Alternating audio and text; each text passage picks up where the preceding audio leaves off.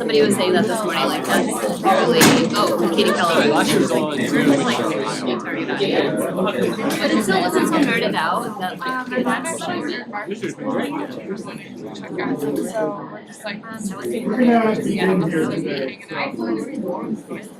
Hello everyone!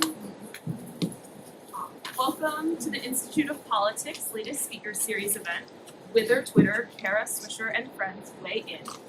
Today we are joined by Kara Swisher, who is on Zoom, IOP Pritzker Fellow, Erin Simpson, Dan Zinker, and Eugene Volokh, who will discuss the potential impacts of Elon Musk's Twitter purchase on speech, journalism, pop culture, capital markets, technology, and social media competitors. My name is Lane Friedman. I'm a second year in the college studying history and critical race and ethnic studies, and I'm the current IOP Civic Engagement Programming intern here at the IOP.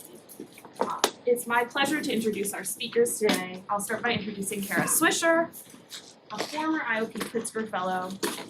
She is a journalist, contributing opinion writer for the New York Times, host of the podcast Sway, and thought leader on issues of technology and the internet. Erin Simpson is a technology policy expert committed to advancing public interest values online.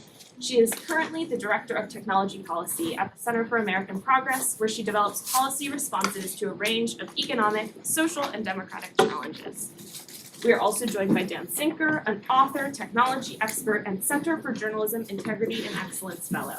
He is the co-host of the podcast Says Who, and speaks and writes regularly on the state of journalism and the rise of fake news.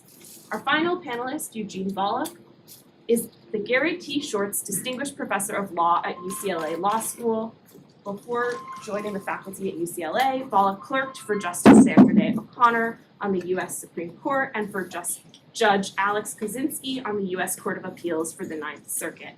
His scholarly work and teaching focuses on the First Amendment and issues of free speech.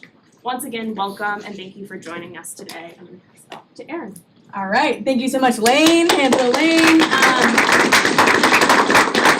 All right, this is going to be quite the discussion. Thrilled to be joined by our three wonderful panelists who I respect immensely.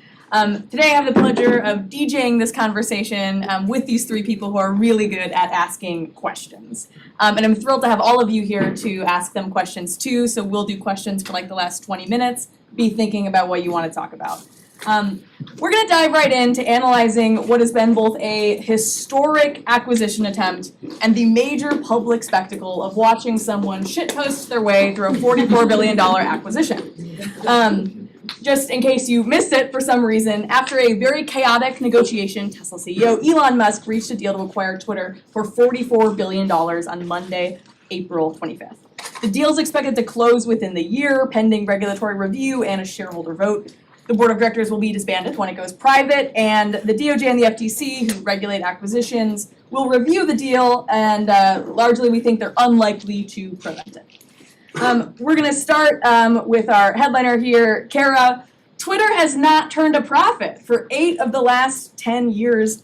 Why pursue it so aggressively and acquire it at such a price? Well, it doesn't, just because it hasn't made money doesn't mean it couldn't make money. Its contemporaries in the space, Snapchat and Facebook and presumably TikTok, make quite a bit of money. So that's not the issue. It's the way the business has been run since it was founded. So that's one of the issues, is that it's possibly a under-leveraged asset. The other thing is there's not very many big platforms left on the internet that are at such a low price. And so that's, it's not that, it may seem like a lot and it's overvalued in many ways, but so might Tesla stock be compared, it shouldn't be worth all the car companies together, but it is. And so, to get this very influential platform where all the world's, top elite are on is and be able to preside over it and control them in some fashion is not, it's not an insubstantial thing. The other thing is if you could fix it and take it public, you could make a lot of money. Take it public again after taking it private and take it public for $100 million. You doubled your money in a very short amount of time, and so you can get even richer still. So there's lots of reasons. Yeah. He also likes it. He likes it. I was gonna say, I wondered, outside of profit, what do you think is driving Musk to make this play and make it so public? It's not a super yacht. It's not like an oligarch super yacht. It's not stupid like that, although that's enjoyable too, I'm sure. But it's worth something. It's worth. So he sees things in it, and I think he likes it as a product. He likes it as a participant. He thinks it's under leveraged. He has this notion about democracy that is. I don't tend to agree with all of it, but that's his little PR part of it, I guess. And I think he really means it, but he's sort of, he's not very well formed if you talk to people or experts in this area, because Twitter is doing a lot of the things he keeps complaining about. There's a very good piece by Mike Masnick in Tech Dirt, which talks about everything he's talked about and accused them of, they're already doing. So that's what anybody does. They should do this. Well, they are doing this. Oh, well, this they should do. And so, I just think he wants it. That's all, and he can have it because he's who he is. And the way Twitter's in a bad situation. Twitter's in a bad business situation. They are open to being acquired. They have conducted themselves in a way that they're a big fat target, and that's why he's hunting for them. Yeah. A lot of the sort of alarm bells and the public discourse has focused on what Musk's acquisition means for the public square. And specifically around this question of sort of, are we putting public discourse in private hands? And yet, of course, really wealthy individuals have almost always controlled huge parts of what we might think of as the public square. And so, Dan, I'm curious as to what you think the implications are here for public discourse. I mean, I think that Twitter is, the idea of Twitter as a public square is always funny, right? Because Twitter, of all of the, social networks, it is the smallest and has been the smallest. It holds a very interesting place because it is not widely used, yet it has an incredible impact when it is used, and so it's funny because it influences the public square, but it's not necessarily the public square, I would say. But I also think that if you are Elon Musk, you have a very weird sense of what Twitter even is, right? Like, he tweets and people write articles about what he tweeted about, right? He tweets and the SEC, clamps down on him. And so his sense of what Twitter is and most people in this room's sense of what Twitter is really, really different, But I also think that, whether or not it is the public square, it is certainly a public, it influences discourse in a way. And I'm not entirely cool with the idea that, a highly connected internet weirdo with a whole lot of money can just go and buy it and, suddenly have an undue influence over it. So, yeah. Can I make a point, though, in that regard? One is, they're staying owners. The Saudis are big owners of Twitter until then, and nothing says free speech like Saudi Arabia. The other thing is, let me just read this from Wikipedia. It's absolutely correct. Under the 20th century editorship of Colonel Robert R. McCormick, who took control, took control in the 1920s, the paper was strongly isolationist and aligned with the right in its coverage of political news and social trends. It used the motto, "The American paper for Americans," and from the 1930s and 50s, it excoriated Democrats and a deal of Franklin Roosevelt, resolutely disdainful of British and French, and generally enthusiastic for Chiang Kai-shek and Senator Joe McCarthy. That's the Chicago Tribune. So, sorry, rich, awful people have owned publications for the dawn of time. So, I don't know. No, exactly, right? Like, it's not like this is the first time, right? Billionaires have always had a huge influence, and there was a great Bloomberg piece last week about how, like Bloomberg and Bezos, of course, owns the Washington Post, and so, this is par for the course rather than something particularly new. But Eugene, I want to bring you in on the question of free speech. So, of course, Musk has said that free speech is a huge motivator behind the acquisition, and he elaborated on Twitter, of course, and I'll quote this tweet because it's brief. By free speech, I simply mean that which matches the law. I am against censorship that goes far beyond the law. If people want less free speech, they'll ask the government to pass laws to that effect. Therefore, going beyond the law is contrary to the will of the people, end quote. I think for those of us in the field, simply has made a lot of people chuckle a little bit. But I'm curious as to what you make of his effort and what you think will surprise him if he does try to align Twitter's content moderation with First Amendment jurisprudence.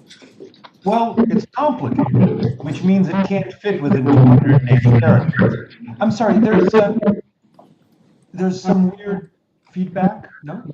Yeah, Can you hear me? yeah, you're a little bit muffled. That's odd.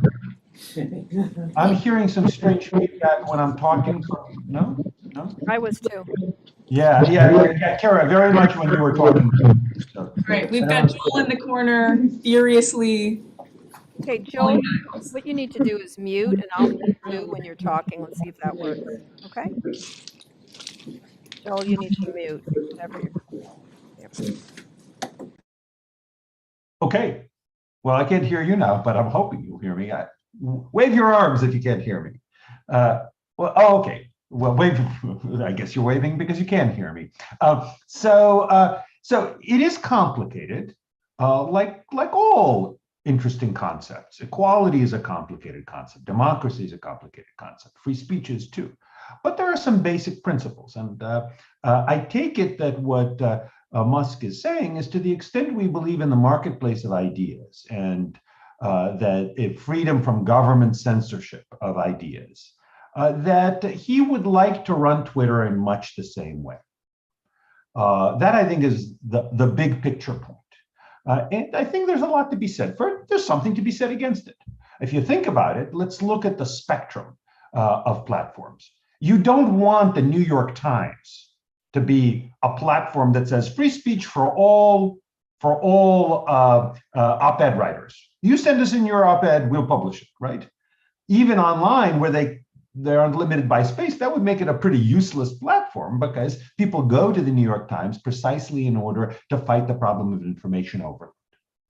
On the other hand, if the phone company were to say, well, we don't really fully believe in free speech. If you use your phone line for recruiting for that Klan or for Antifa or for the Communist Party, then we're just going to cancel your phone line. I think we'd say that's not good, even though, of course, the phone company, being a private company, isn't constrained by the First Amendment. We do think that it ought to abide by sort of free speech principles, and the way we do it is actually by having laws treating it as a common carrier. So I think what Musk is saying is that in some ways, Twitter should be closer to the phone company, at least as to certain aspects of it. Now, I do think it's more complicated. So, for example, I do think there's probably some spam comments, for example, that might be protected by the First Amendment, but the Twitter might have to block in order to make the conversation function useful. And there may be a few other things that may decide to do that go beyond kind of the existing First Amendment rules. But I think the big picture idea, which is we're not going to ban ideas or factual assertions just when the government can't ban them. We don't trust the government to make this decision. We shouldn't trust ourselves to make this decision. I think that's at least a plausible position for Musk to take, although, of course, others might take a different view. So certainly that would result in sort of lessened moderation is everything that he's indicating, right? And so Kara and Dan, I'm curious if you want to weigh in a little bit about what you think this will actually look like in practice. Maybe. I mean, Twitter spent a lot of time. If you guys could mute, that would be great, because it's really loud. Maybe because Twitter has spent years trying to hone its moderation stuff. And in fact, it was sort of the free speech wing of the free speech party in the internet space for a long time. Facebook and others were much more heavy-handed in moderation. And so they've perfected certain things. And so there's a trade-off. Do you let people do you create a service that's chaotic and awful, like, you know, just like a library with all the books on the floor, or do you put them in some fashion? And so they've certainly made mistakes along the way, but they have tried to be as open as possible for most of its history, and to their detriment, including leaving Donald Trump on there well after he broke all of their rules over and over and over again, up until January 6th, when they decided that being a handmaiden to sedition perhaps wasn't a good look for them at that moment. And then they would have had to change it anyway, by the way. So if everyone's talking about Elon letting Trump on, Twitter would have let Trump on no matter what, if he became the presidential candidate and then the president again. So I think, Twitter's always been open-minded. They've made mistakes. And guess what? Elon Musk is going to try to be Mr. Open, and then he's going to make a series of idiotic mistakes, because this thing is so massive and so big that it's impossible not to. We do tend to focus on the mistakes, and some of them have been significant, and the Hunter Biden thing was not a good thing for them. Although if you look at their rules, it was what they would have done in that case because they're worried about stealing of classified information, et cetera, or I think that was what it was. There was some rule they had in place. So it's really hard in the real world to navigate these things perfectly. What I think is really offensive is the idea that he's also sort of pushing out there that it was some sort of plot or that they're biased in some way or anything else. He and others are pushing out. I think it's just a very difficult situation to do at any of these companies. And as you can see, even Jack Dorsey has had problems with their own decisions that, by the way, he's responsible for as much as he tries to run away from them. So I think I don't think it's going to, I think he's going to run into the same exact problems they've all run into, which is that these things, humanity is a problem for everybody on the planet. And so I think when they get these tools in their hands, especially when you can be anonymous, which sometimes is good, sometimes is bad, there's going to be repercussions and mistakes. And so I think he's going to have one controversy after the next. The issue is he doesn't care versus the management of Twitter, who are more responsible. Can I just highlight one particular point that I think may explain a little bit of, just a concrete example. So there was an incident many people in the room may be aware of earlier this year where Time magazine gave the Woman of the Year award to Rachel Levine, who is a transgender male to female, I want to say, admiral in the public health service in any event, and was described as I think the highest ranking woman admiral in American history. Well, some people don't think that Rachel Levine is a woman. Some people think that Rachel Levine is a man. Now, there's of course a lot of disagreement. My guess is the country is probably split in some measure on the subject. I mean, not just in some measure, but pretty closely split on the subject. So Babylon Bee, which is a conservative Christian satire site, tweeted out a tweet saying Rachel Levine, who again, remember also is a high-level government official, giving Rachel Levine the Man of the Year award.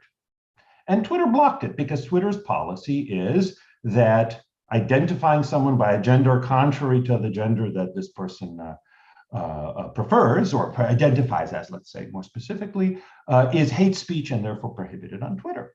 Well, I don't know if Twitter is generally biased against conservatives, maybe not. But in this particular way, Twitter has essentially said here, there's a particular viewpoint about a hotly contested issue that we refuse to allow you to set forth on Twitter, at least in this particular way, including when you are criticizing basically a high-ranking government official and also criticizing Time magazine, which is a prominent media outlet.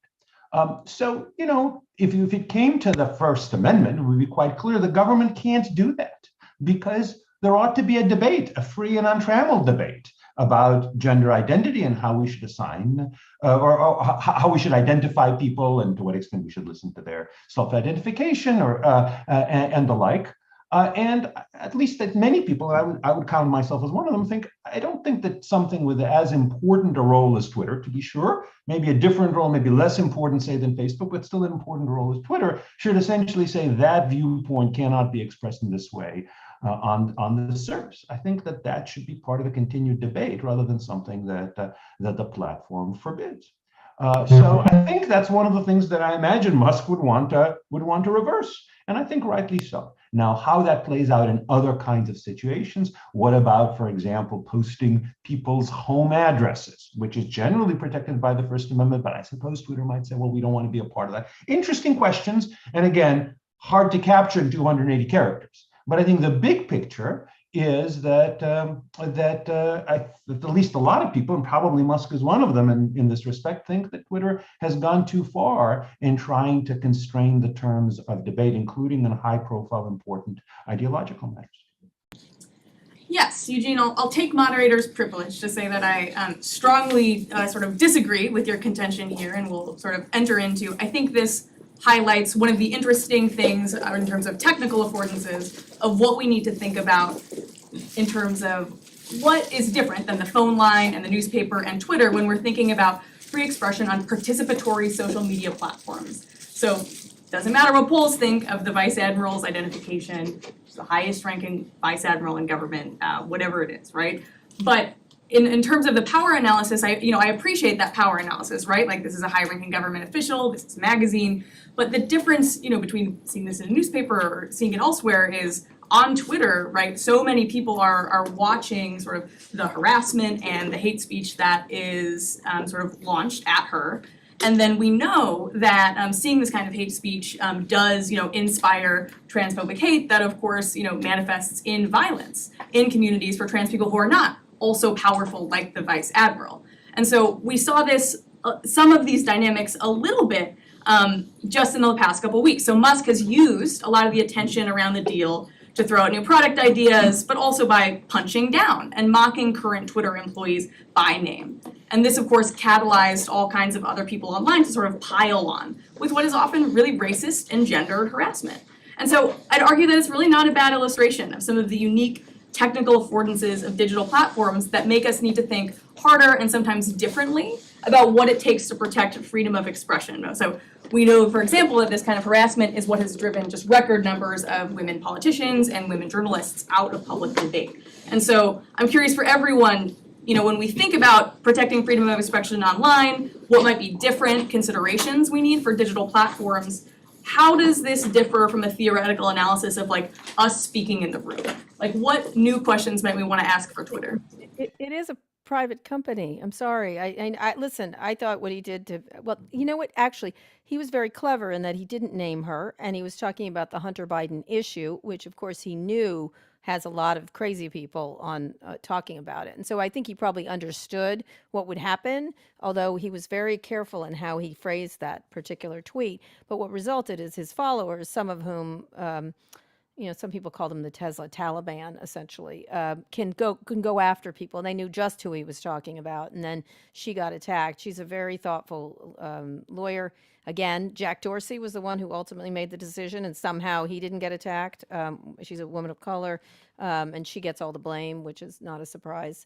I think the question is, it's a private company, and it can do whatever it wants. It's a bar that can have any kind of rules it wants, and that's, people keep thinking of it. I know Elon calls it this, a de facto public square, but it isn't. It's a private profit-making company, and it can make any rules it wants. Some of them you can like or not like. And in the case of the trans situation, they can decide Babylon Bee is a problem or not or whatever, but it's their party and they can do whatever they want. And so therefore, when it's Elon's party, he can do whatever he wants. And I think one of the difficulties is linking the violence. In her case, it was very clear what happened. She was threatened.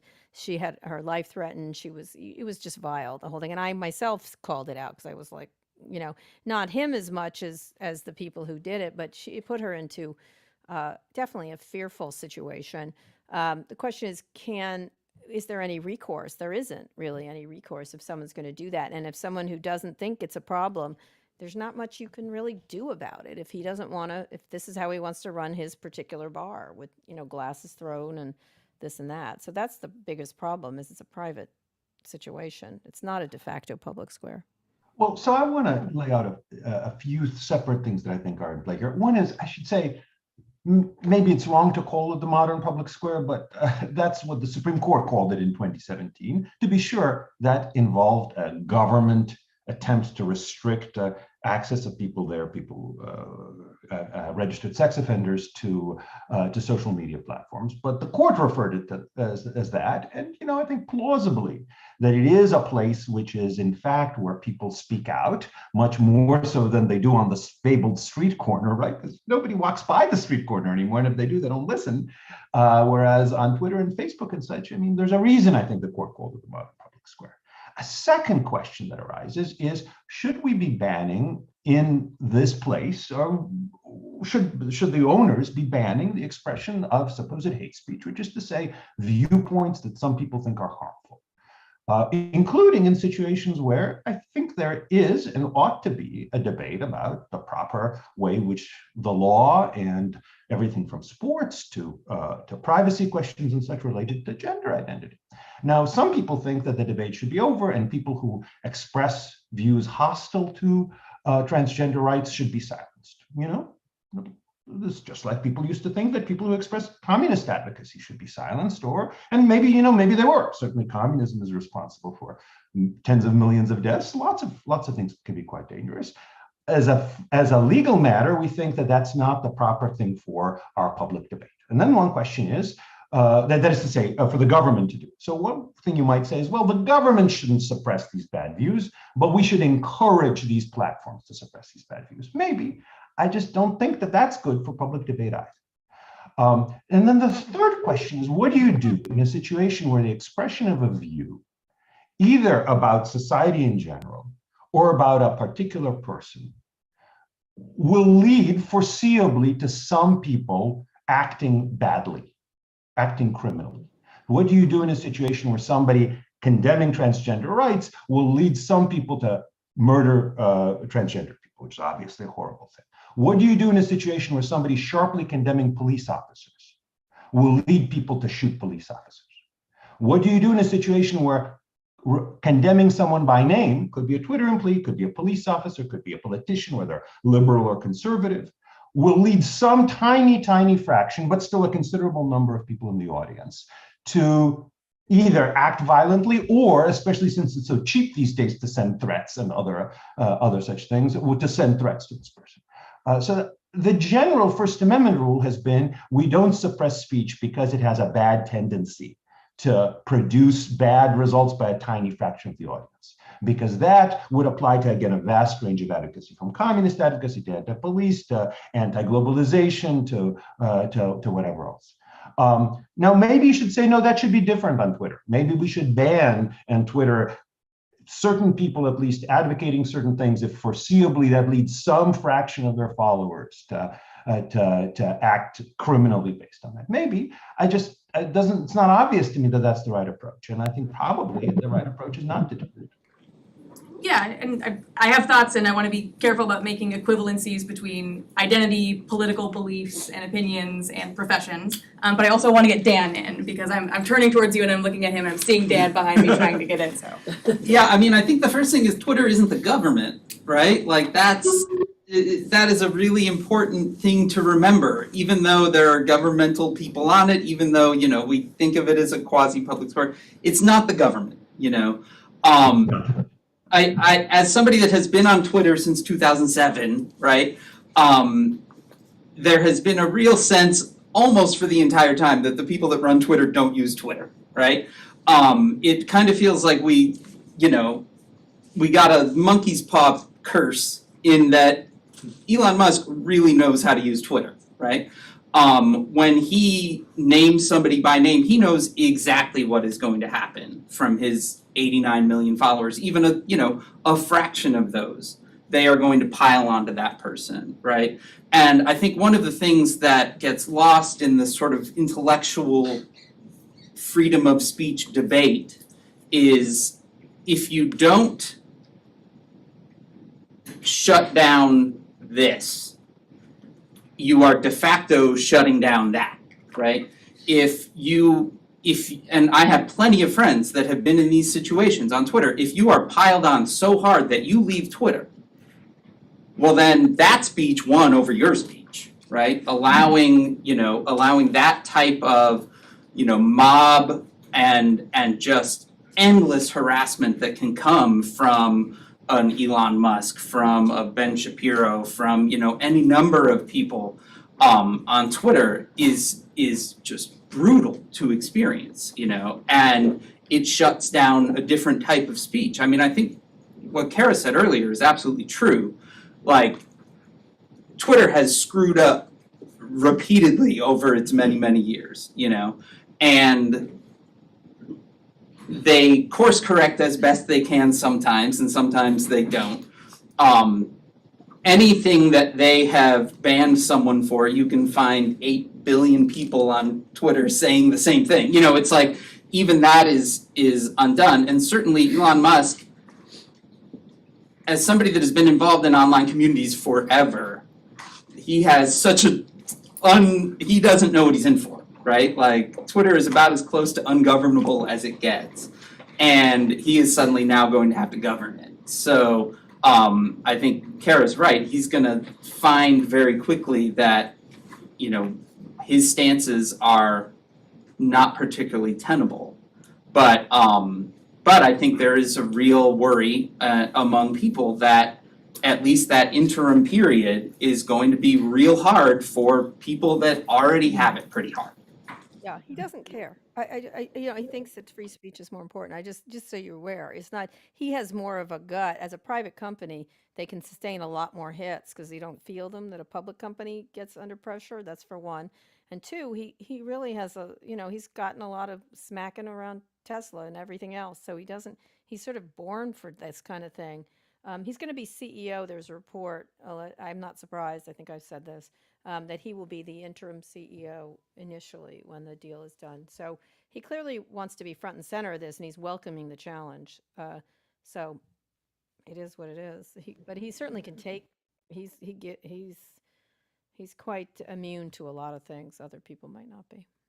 So if I can flag another, I think, very important point that people raised, which I think it is indubitably factually true, that often really harsh criticism can basically, the word sometimes uses silence, it's a little imprecise, but can basically deter people from continuing to speak out. So if I speak out and I know that as a result, I'm going to be super harshly criticized, I might decide not to speak out. So one possible response is, let's ban the criticism in order to increase, or let's limit the criticism in order to increase the overall amount of speech present. So let's take a concrete example. Let's say, for example, that a student at a university, or let's say a law student, just because I know this, knows that if he speaks out on some subject about affirmative action or about abortion or about transgender issues, whatever, he's going to be called a racist or a sexist or a homophobe or a transphobe. And he knows that it's not just going to be one person who does it, but it's going to be maybe Above the Law, which is this big legal website, is going to write about some controversy, or maybe it's going to get tweeted out. And as a result, this person is going to be both feel quite upset because nobody likes kind of public, sharp condemnation, but also might lose job opportunities because once you're labeled publicly as a racist, a lot of people won't hire you for understandable reasons. So one possible response is we should say, let's just not allow people to criticize someone as a racist or a homophobe or a transphobe or whatever else, because then people will be deterred from expressing certain views. Certainly not my position, because I think, some people are racists and homophobes and et cetera. And it's a viewpoint that I think needs to be people must be free to express, in addition to viewpoints about affirmative action, about other things that I don't think are racist, but that will in fact draw some such condemnation. So I think our general answers to something like that is yes, we're aware that really sharp criticism and expression of opinions that condemn someone might deter some speakers from speaking. But that is free speech, that people should be free to express views, and others free to express the view that view we just heard was racist or transphobic or whatever else. So likewise, it seems to me, if somebody is expressing other kinds of views and then is condemned as unpatriotic or as a critical race theory supporter or just as an idiot or whatever else, seems to me that even though understandably it might deter some people from speaking, that too is protected speech and should be protected, I think, on Twitter and Facebook as well as from the government. Now, I certainly would draw the line at death threats or threats of violence. It says, if this person keeps speaking, we're going to bomb his house or we're going to even vandalize his house. I'm totally on board with restricting that. But I don't think we'd want to endorse a general view that any sharp criticism, especially one that will lead to other sharp criticism, and again, to a certain amount of possible actual threats of violence, should therefore be suppressed in order to protect free speech writ large. So that's the danger, it seems to me, of focusing on this. Well, speech should be restricted when it silences. A lot of sharp criticism from all parts of the political spectrum have that effect, and I don't think it should be suppressed just based on that. Well, we are at the Institute of Politics, and so it would be remiss if I didn't try, maybe, so Twitter is a private company, it can moderate its private forum as it sees fit, we've all named this. Putting aside sort of the straw man of direct government speech regulation, I'm curious for what role each of you think the government should have in ensuring this sort of healthy, pluralistic public sphere that we may sort of disagree about what that should look like. So particularly when it comes to tech platforms, I'm thinking about approaches like competition laws, antitrust enforcement, interoperability, consumer protection, public media. There's a whole swath of things that have been proposed. And so I'm curious what each of you think the role of government in maintaining the public sphere should be. And I'm going to start with Dan in the room.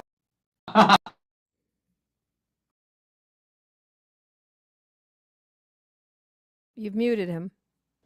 Silenced him. Yeah, indeed. I think that it's tough, you know? I think that, and I think you probably know this far more than I do, right? Like, the technical challenge of Twitter, right? Having millions and millions of simultaneous conversations that you can dip into at will and in real time. Regulating that at a technical level, right? Regulating that at a company level is very, very, very difficult, right? And regulating it at a governmental level seems, you know, at the speed that government moves and all of that seems extremely, extremely difficult. So I don't know how you handle it, you know? And certainly when you see various, you know, there was, I think Zuckerberg was speaking to a Senate panel a year or so ago, and it was very clear as people were asking questions that they have no idea how Facebook worked, right? And so you know, the people that are making these decisions are often, you know, far behind the curve of where things are, and I think that kind of ups the difficulty level as well. Kara, we'll go to you next. I mean, I think the government can keep its mitts off of this. There's a First Amendment. They can't do anything about the speech issues at all. And that doesn't mean they can't do it in other countries, but they actually have not been doing that either, because they understand. They're focused on, right now there's two bills that are passing in Europe that are going to be significant, the Digital Markets Act, and there's another one. Anyway, they're all around power and transparency of algorithms and things like that. And so I think one of the things that would be helpful would be a new antitrust law. There's one in the Congress that they've been trying to pass for 109 years now. And in fact, that's the last time antitrust was changed in any way, the way we look at it. And so they need to deal with antitrust issues to create innovation, to create competition. That's one way to do it. So you can have lots of different Twitters, so that it doesn't coalesce around one or two platforms owned by one or two people. You have, because I mean, I think we can all agree Donald Trump really did violate the laws of Twitter and Facebook, but only two people made the decision to throw him off. That's really disturbing on lots of levels. Even if you think it was fantastic, which I do. Then the other stuff is data, around data and privacy. There's all kinds of data privacy bills lined up. Amy Klobuchar is a big proponent of them. They haven't passed at all. If you go at their business plans and their use of data, that's where it really does affect them, as opposed to focusing on free speech. Ted Cruz and others would love you to focus on free speech, even though he never shuts up, which is a kind of an interesting phenomena of him. That he's censored all the time, but he never shuts up. It's kind of sort of the puzzle of our day is how that is the case. But I think the stuff around privacy should be the idea of what privacy is. Data bills and protection of data of consumers is another way. And of course, there's the funding of our agencies that enforce things like the FTC, the SEC, everybody else. You know, Elon's been allowed to get away with a few sketchy things here in this deal, and that's because the SEC is toothless and he knows it. And then the other part is really supporting local media, supporting supporting more media to exist is the way you do it, is the way you have to do it. There's no way you're going to do it with any kind of government regulation of speech. It's not going to happen. It's just not going to happen, and it shouldn't happen either. All right, a great swath. To Eugene. So I think these are really interesting and important questions. I'm generally a man of the center right. I generally support less government regulation of business than more, just among other things. I think that many regulations make problems worse. This having been said, I have to acknowledge what historically had been a very important insight of the left, including the center left, and the center, and some of the right, which is that there's a danger when economic power is too easily leveraged into political power. So I think if somebody makes hundreds of billions of dollars through providing services and goods that people find valuable, I think that's good, and I think that's the engine of economy and innovation. But you might want to ask to what extent do we want that kind of power, whether it's in the hands of Musk or Zuckerberg or even say some corporation that's very wealthy and powerful, even though it's not run by an individual who's wealthy and powerful. To what extent should they be able to leverage that into control over public discourse, into saying, certain views about transgender rights or certain views about the war or certain views about capitalism cannot be distributed through our platform, even when the platform is so important. So I think that's a very serious concern.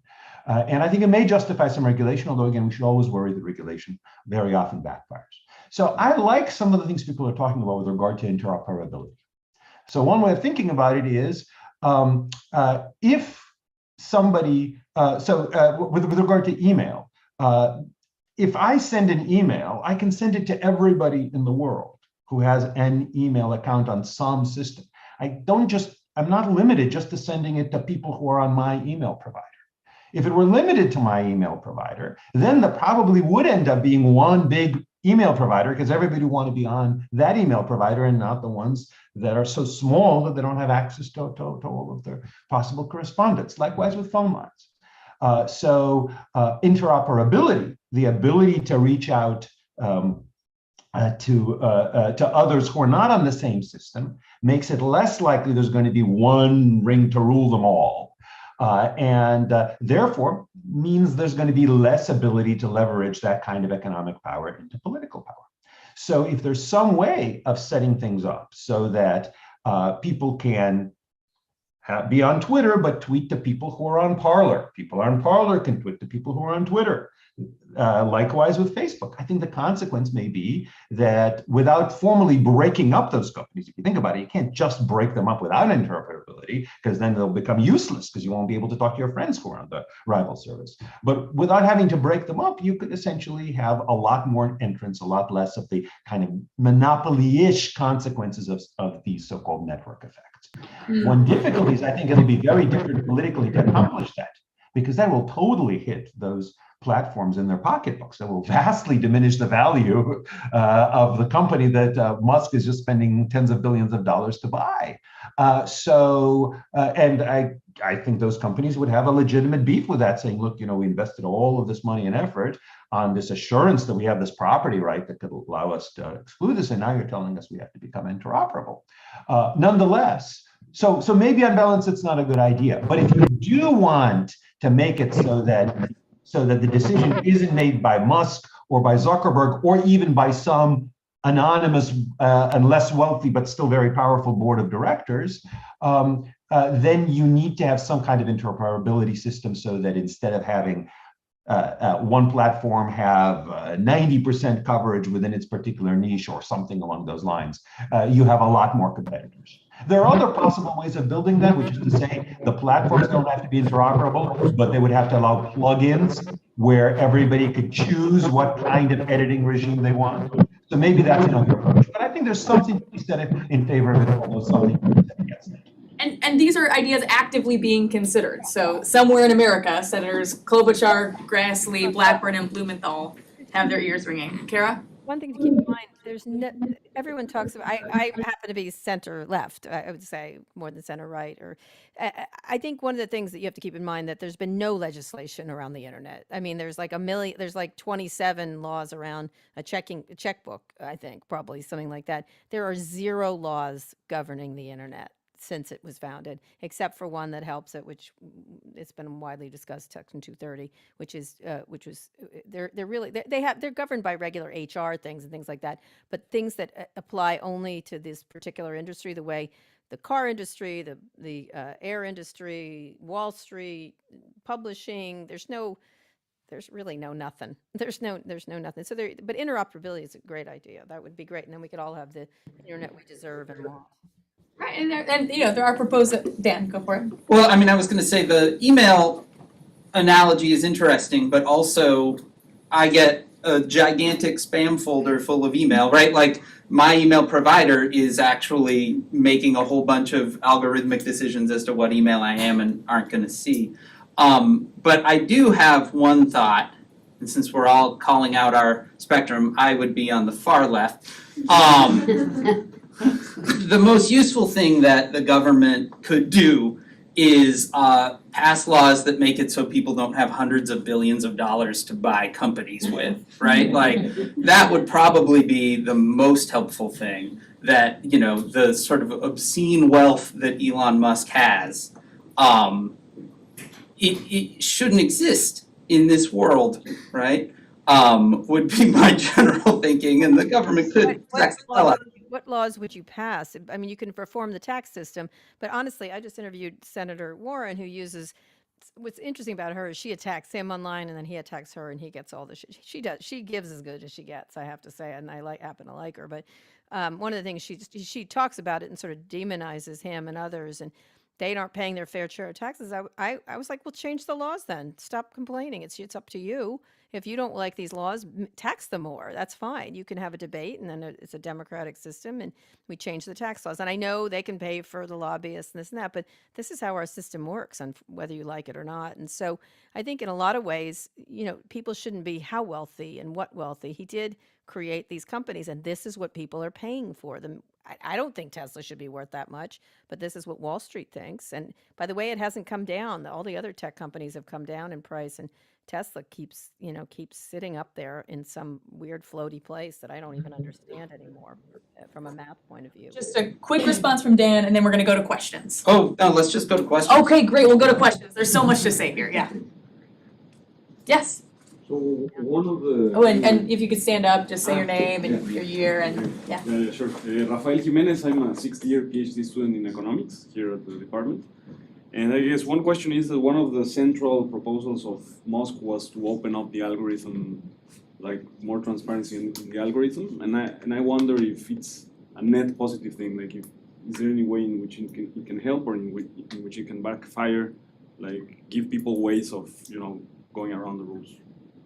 Well, in that one, he's virtue signaling to the right that there's some sort of shadow banning going on, which is just not happening. But that's what he's doing. I think there's been proposals in Congress to open up algorithms so you can see how they're working and how the way they're moving. I think it's probably a little hand wavy on his part. I think it's kind of difficult. And a lot of these companies, they have proprietary systems of how they work, and they're core to their business. I don't know how much I don't know. Twitter's not that big, so whatever he wants to do there. But I can't imagine other companies wanting to do this willingly, except for in a small, giving out research is one thing, but this is the heart of their businesses. But I don't. It may be that ultimately he won't. He'll balk at that because valuable trade secrets aren't the things that some business people will often want to reveal. But I do think there would be a lot of public benefit from disclosing this. The fact is, whether they're owned by billionaires or owned by merely millionaires, or even owned by a lot of smaller investors, but run by a few powerful people, which is the way that American business enterprises and Western business enterprises generally are, they're going to have a lot of power.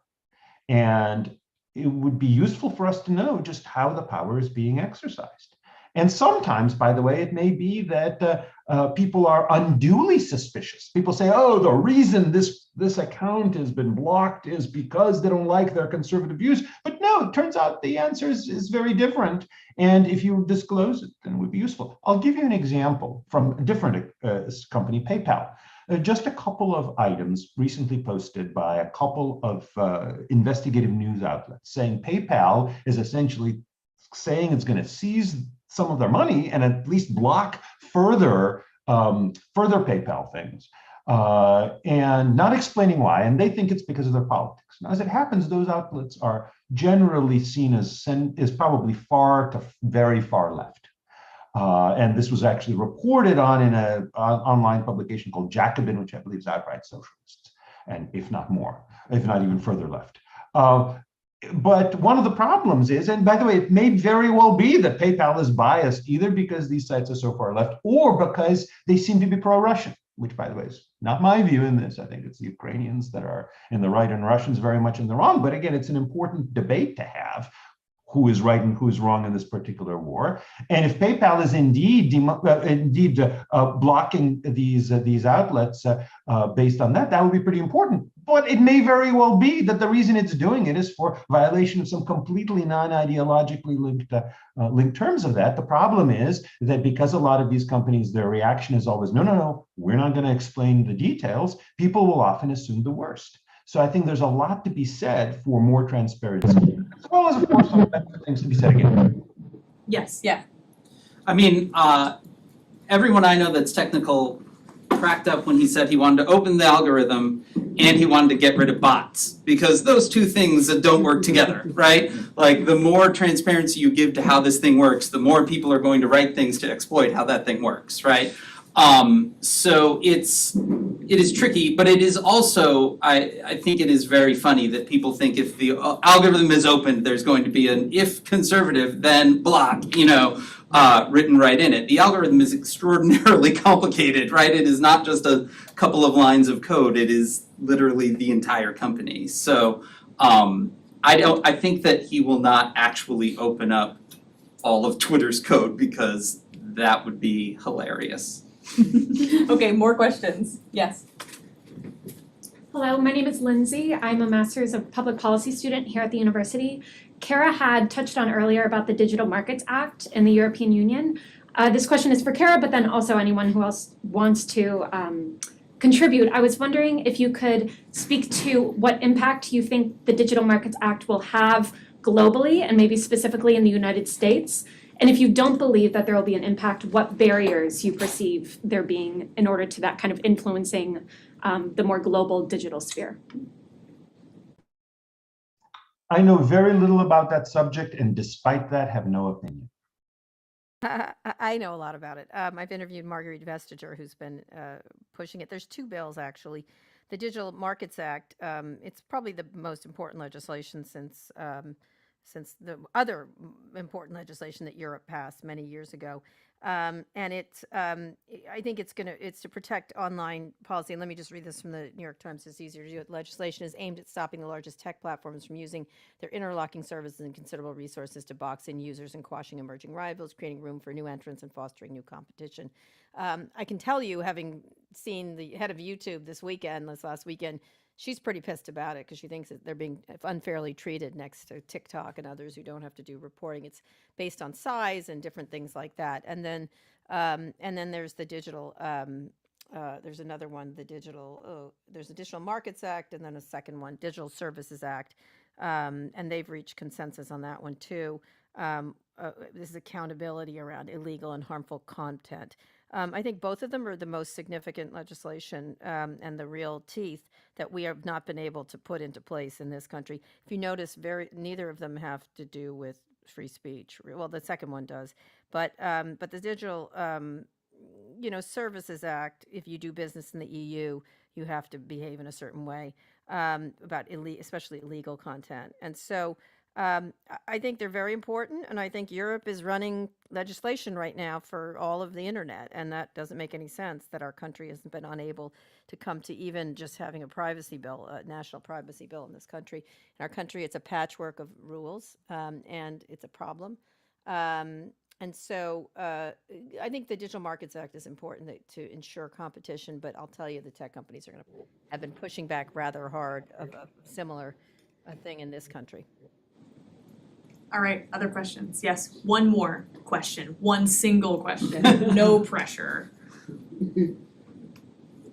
No one wants to be that one. That's not true. Someone does, deep in your mind, your I have heart. a question. There you go. Yes. I'm Susanna Buck. I'm a second year student at business school. You mentioned kind of that almost like cancel culture and sort of troll mobs are part of the marketplace of ideas. And I wonder if there are sort of rules or norms that could in any way sort of suppress that so you have almost like better marketplace of ideas dynamics. Twitter was starting to do that with healthy communities. They were trying to promote that idea of healthy, that was Jack Dorsey's thing. It's really hard. Don't be such an asshole, like would be, raise children that aren't such assholes. I have a lot of kids, I have 4 kids.